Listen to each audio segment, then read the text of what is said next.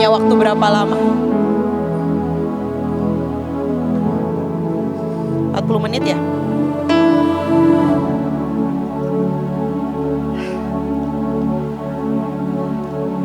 Shalom. Salam kenal. Siapa yang baru pertama kali ke tempat ini? Retret boleh angkat tangan. Wow, banyak sekali. Salam kenal, salam kenal. Nama saya Nancy Tejo. Saya anak Tuhan. Saya pelayani penari di sini. Saya memimpin pasukan. Saya seorang guru. Saya juga seorang terapis anak-anak kebutuhan khusus. Autis, ada yang autis di sini nggak ada ya dalam nama Yesus. Yang hiperaktif ada mungkin sedikit ya. Tadi namanya siapa sebelum saya? Teman-teman suka dengar kalau baca? Jawabnya itu dong, asik dong, suka? Saya kalau seumur kalian, saya belum tua-tua banget sih ya. Tapi kalau saya SMP, SMA, saya dengar, saya punya pengkhotbah seperti Kak Obajai salah satu favorit saya lah ya. Kenapa saya ngekek terus ya sepanjang ibadah. Menghibur sekali. Saya happy lah kalau tandeman sama Kak Obajai. Mana orangnya? Nah ini ya. Dulu size-nya belum segitu saudara ya. Saya pernah nari satu kelompok dengan beliau, itu berkesan sekali karena lucu sekali. Kita bekerja sama dengan cara yang aneh, tapi toh Tuhan hadir ya Jaya. Kita pernah WL bareng, ingat gak aja kita pernah WL bareng loh. Ya ampun gini-gini kita pernah WL duet ya. Kalau dia bilang suara dia yang terjelek menurut saya tidak, saya lebih out of tune dari dia. Kalau Kak Baca tadi bilang gini, semua orang bisa 1, 2, 3, 4, 5, ini apa tadi? Kalau saya nggak ngerti lagu itu nodanya di mana, saya nggak pernah tahu. Jadi saya selalu gini, udah gue kasih dia aja. Gue nggak bisa nyanyi lagu lain, nggak nyampe, suara hamba tidak sampai. Tapi saya tuh happy ya lihat teman-teman saya ada Bapak Christian di sini ya. Saya ingat banget ketengilan beliau ketika beliau SMP SMA. Kalau dia ingat saya pernah tegur dia di sosmed. Karena saya mendengar celotehannya, membaca celotehannya. Wow, luar biasa, fantastis. Tapi saya lihat bagaimana mereka mengejar Tuhan. Tengilnya masih ada, masih sampai hari ini kelihatan kan? Kelihatan kan? Tapi saya lihat bagaimana mengejar Tuhan. Walaupun saya tahu ini belum apa-apa. Masih ada sangat banyak kedalaman yang mereka perlu kejar. Masih ada sangat banyak proses yang mereka perlu terima dan let Tuhan melakukannya. Tapi saya berdoa hari ini saya punya waktu, mungkin saya tinggal 30 menit. Saya di sini ngapain? Saya nggak mau khotbah lagi. Tapi saya pengen ajak kalian sama-sama minta Tuhan lepaskan kita. Boleh saya minta PPT-nya? Boleh next? By His Spirit. Ini PPT baru saya buat duduk di situ ya. Karena tadinya saya nggak berpikir pakai PPT. Tadi waktu saya ngobrol sama Tuhan, tadi ada Bapak Sugiarto bilang siapa mau seperti Kak Nancy. Terus saya bilang di situ, emang pada kenal saya? Kalau merem lihat Tuhan, ya itu nggak tiba-tiba merem lihat Tuhan. Saya nggak dari kecil lihat penglihatan, tidak. Saya juga sebenarnya tidak pernah minta Tuhan karunia penglihatan, enggak. Tapi di hari saya ketemu Tuhan umur 17 tahun. Itu hari pertama saya dengar suara Tuhan dengan jelas. Dan saya lihat dia dengan jelas masuk ke kamar saya. Saya ketemu Tuhan tidak di KKR, di jamaah di KKR. Tidak dalam sebuah altar call. Tidak ada musik, tidak ada gitar, tidak ada lagu hari itu. Saya di kamar, saya lagi mau belajar ujian akhir. Tapi saya ingat mama saya berkata, sebelum kamu lakukan apapun, baca Alkitab. Jadi saya sangat butuh Tuhan, saya butuh ujian akhir ini lulus. Saya buka Alkitab, saya baca Alkitab. Belum selesai baca Alkitab, ada suara di hati saya berkata doa. Singkat cerita, suara itu ngomong 3 kali, saya cuekin 2 kali. Kali ketiga saya gak berani cuekin. Saya gak berlutut, saya gak melakukan posisi doa. Saya gak nyembah, saya gak nyanyi, saya gak ngapa-ngapain. Saya cuma duduk dan saya bilang begini, Tuhan, udah lama kita gak ngobrol. Saya bicara dengan dia seperti seorang teman bicara dengan temannya. Udah lama ya kita gak ngobrol. Maaf. Aku perlu belajar Tuhan. Ujiannya banyak banget. Tapi udah lama ya kita gak ngobrol. Saya cuma ngomong gitu, tiba-tiba ada satu pribadi masuk ke kamar saya. Gak ada satu orang pun hari itu. Dia pegang kepala saya. Dia cuma pegang sebentar. Satu sentuhan membuat saya nangis 30 menit. Gak ada satu orang pun hari itu. Kenapa? Saya nangis bukan karena saya sedih atau mengingat masa lalu saya. Enggak. Orang bisa bilang saya berasal dari broken home. Saya besar di broken home. Ayah saya pulang, datang dan pergi dari rumah. Tapi saya nangis bukan karena itu. Saya nangis karena hari itu pertama kali dalam hidup saya ketemu pribadi yang namanya cinta. Sejak hari itu saya tahu cinta bukan perasaan. Cinta bukan emosi. Kalau lu nikah karena cinta, makan tuh cinta. Bukan berarti kita gak sayang dengan calon suami dan calon istri. Saya sayang sama suami saya. Sayang banget. Tapi bukan karena itu saya menikah. Saya menikah karena Tuhan bilang kamu menikah. Tapi sejak hari itu saya ketemu Tuhan sampai hari ini. Saya gak bisa hidup tanpa Tuhan. Itu hari saya tahu Tuhan bukan Tuhan orang Kristen. Yesus bukan Tuhan orang Kristen. Dia pribadi yang seluruh isi dunia harus tahu betapa dia mencintai mereka.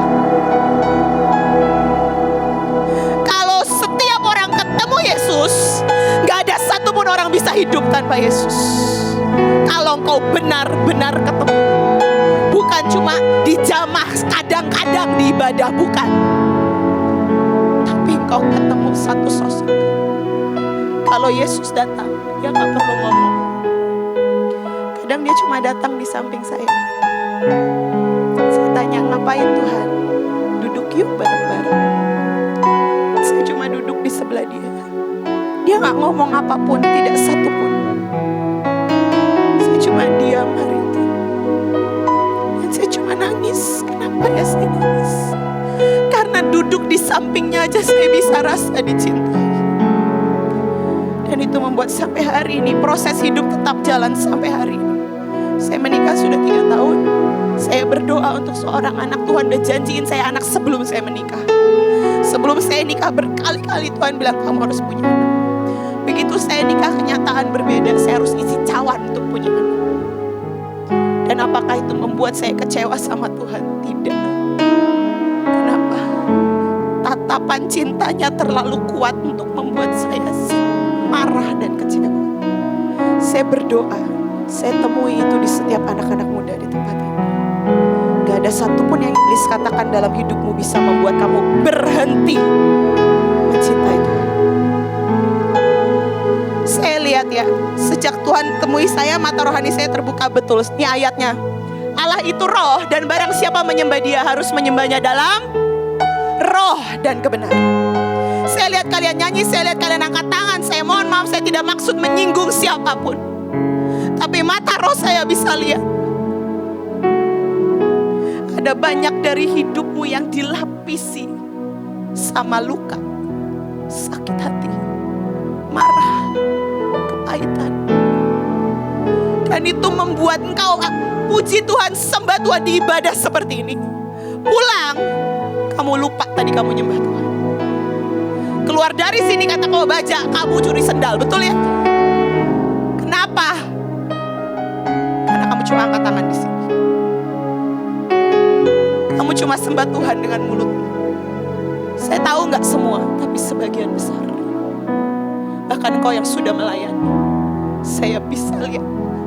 Kalau mata rohmu dibuka sama Tuhan, kamu bisa lihat. Dan kalau mata rohmu dibuka sama Tuhan, kamu bisa lihat Tuhan sedih. Karena Tuhan sayang kamu. Tuhan gak mau ada satupun penghalang antara dia dengan kamu. Tuhan gak mau kamu sakit hati lagi. Tuhan gak mau kamu sedih lagi.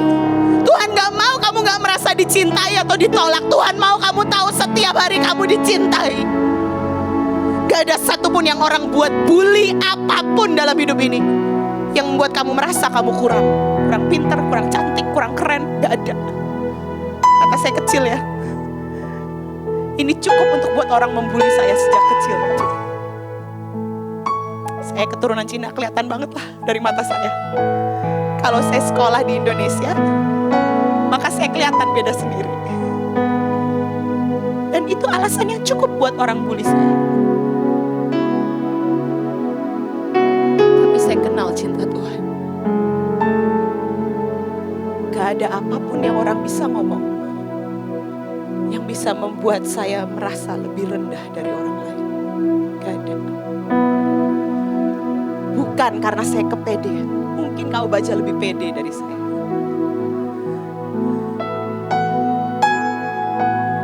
Tapi saya ketemu pribadi yang namanya cinta. Dia roh. Sebentar kita akan doa. Saya mau doa buat teman-teman yang mau aja. Teman-teman, Tuhan yang kamu sembah itu roh. Siapa? Roh. Jadi kalau kamu gak hidup dalam roh, kamu gak akan kenal Tuhan sampai kapanpun. Kamu akan jadi orang Kristen biasa seumur hidup. Kamu akan ngalamin pengalaman yang sama, masalah yang sama, jatuh di tempat yang sama berkali-kali. Kenapa? Kamu gak kenal siapa yang kamu sembah. Ayat sebelum ini berkata, ada seorang wanita Samaria bicara sama Yesus.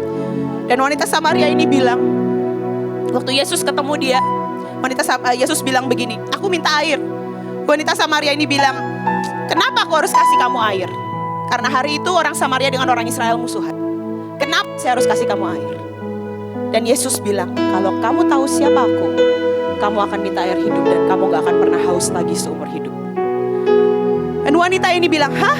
Ada ya air seperti itu? Mau dong saya. Kalau kamu baca ayatnya nanti baca sendiri di rumah ya, Yohanes 4. Yesus jawab apa? Oke, boleh. Panggil dulu suamimu, bawa ke sini. Lalu wanita itu shock. Teman-teman tahu kenapa dia shock? Ada yang tahu kenapa dia shock? Karena dia gak punya suami. Dia sudah cerai 4 kali. Dan hari itu dia lagi kumpul kebo, tinggal dengan laki-laki yang bukan suaminya. Yesus bilang, panggil suamimu ke sini. Wanita itu shock. Dan dia bilang, aku gak punya suami. Betul katamu, kamu gak punya suami. Kamu sudah cerai 4 kali. Dan sekarang kamu tinggal bukan dengan suamimu kan? Wanita ini kaget. Dari mana dia tahu? Lalu tiba-tiba ada yang keluar di hati wanita ini dan bilang begini. Kata orang Yahudi, kata nenek moyang kami harus menyembah di atas gunung. Bagaimana menurut? Yesus jawab lagi, kamu menyembah yang tidak kamu kenal. Saya menyembah yang saya kenal. Saya punya pertanyaan yang sama buat kalian. Apakah kamu menyembah Tuhan yang kamu kenal? Kamu kenal gak Tuhan siapa? Kamu kenal gak? Kamu tahu gak sesayang apa dia sama kamu? Kamu tahu gak kalau malam dia di samping kamu cuekin dia sedih, kamu tahu gak? Kalau kamu jalan ke sini, kamu dengerin khotbah main-main, Tuhan tetap ada di samping kamu, dia akan tetap lindungi kamu malam ini. Kamu sadar gak?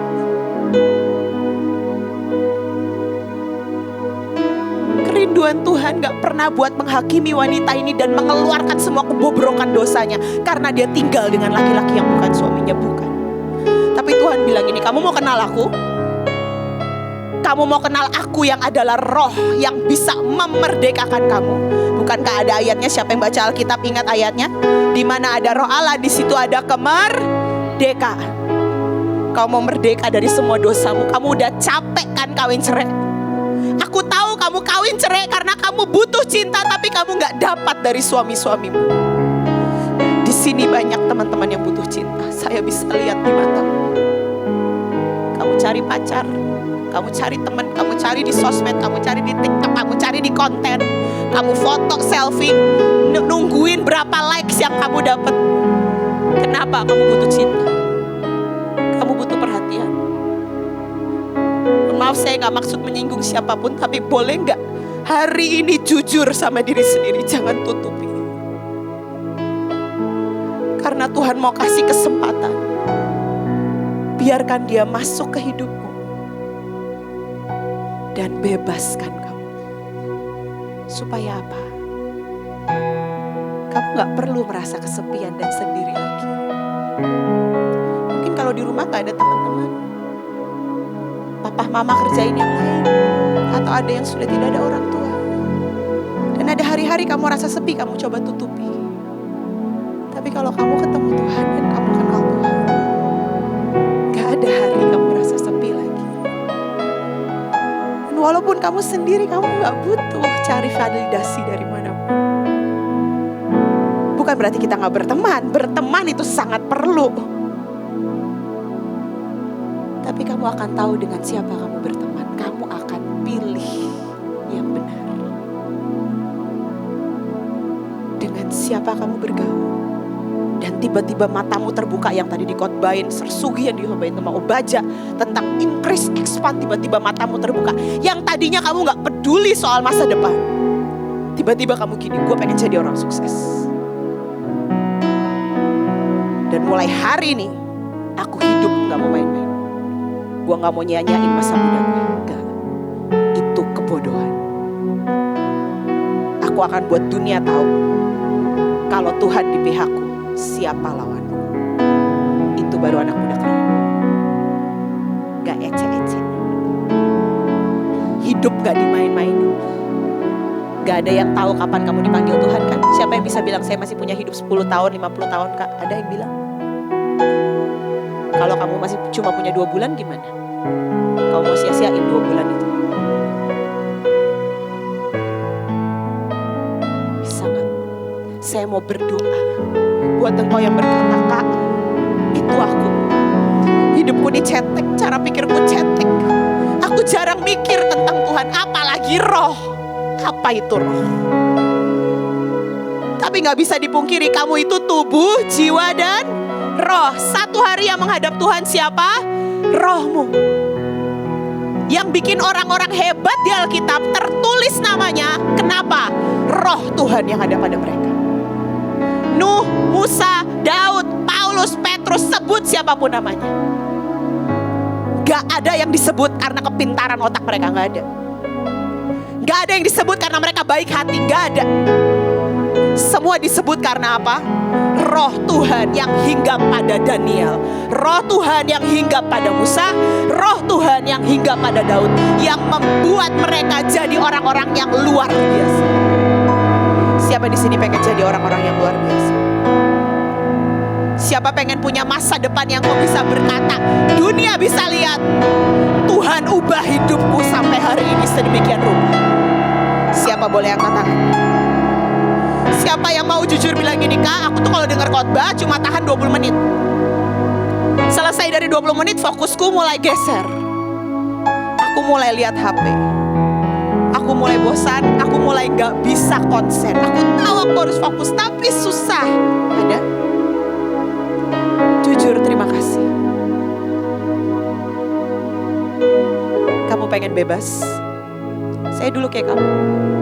Susah dengar khotbah, susah. Tapi hari saya ketemu Tuhan. Karena puji Tuhan saya sudah dipaksa mama saya baca Alkitab sejak saya umur 5 tahun. Jadi berangkas Alkitab di alam bawah sadar saya ini banyak banget dari umur 5 tahun. Walaupun bacanya sebenarnya bolong-bolong. Tapi 17 tahun hari itu waktu saya ketemu Tuhan. Tiba-tiba kalau saya dengar khotbah di KKR ibadah kayak kalian sekarang. Apapun yang diomongin di depan saya ngerti. Oh dia ngomong Yitro, oh dia ngomong Yefta, oh dia ngomong si ini. Saya ngerti semua. Kenapa? Berangkas saya penuh. Tapi pengertian itu dibuka ketika kamu ketemu roh Tuhan. Siapa mau ketemu roh Tuhan?